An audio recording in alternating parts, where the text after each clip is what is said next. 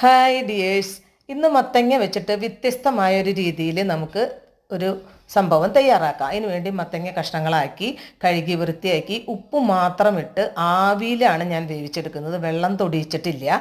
അതിന് ശേഷം ഒരു പാനിൽ കുറച്ച് തേങ്ങ, അത് ഞാൻ എടുത്തിരിക്കുന്നത് ഡ്രൈ കോക്കനട്ടാണ്. ഏത് തേങ്ങ ആയാലും കുഴപ്പമില്ല.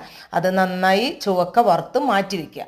അതിന് ശേഷം ഒരു പാനിൽ വെളിച്ചെണ്ണ ഒഴിച്ച് കടുക് പൊട്ടിച്ച് വേപ്പിൻ്റെ ഇല ഇട്ടു, വറ്റൽമുളക് ഇട്ടു. അതിന് ശേഷം കുറച്ച് നല്ല ജീരകം ചേർക്കുക. അതിന് ശേഷം വെളുത്തുള്ളി, ചുവന്നുള്ളി മൂപ്പിച്ച്, മഞ്ഞൾപ്പൊടി, മുളക് പൊടി മൂത്ത് വരുമ്പോൾ ആവശ്യത്തിന് ഉപ്പ്. നമ്മൾ മത്തങ്ങയിൽ ഉപ്പിട്ടത് കൊണ്ട് ആവശ്യത്തിന് നോക്കിയിട്ട് അതനുസരിച്ച് ഇടാൻ പാടുള്ളൂ. അത് നന്നായി ഇളക്കി സെറ്റാക്കിയതിന് ശേഷം വറുത്ത് മാറ്റി വെച്ചിരിക്കുന്ന ആ കോക്കനട്ട് ഇതിൽ ചേർക്കുക. ഒന്ന് സെറ്റാക്കി എടുക്കുക. ഒരു അടിപൊളി ടേസ്റ്റാണ് കേട്ടോ. എന്ന് എല്ലാവരും ഒന്ന് ട്രൈ ആക്കിയോളൂ കേട്ടോ. ഓക്കെ.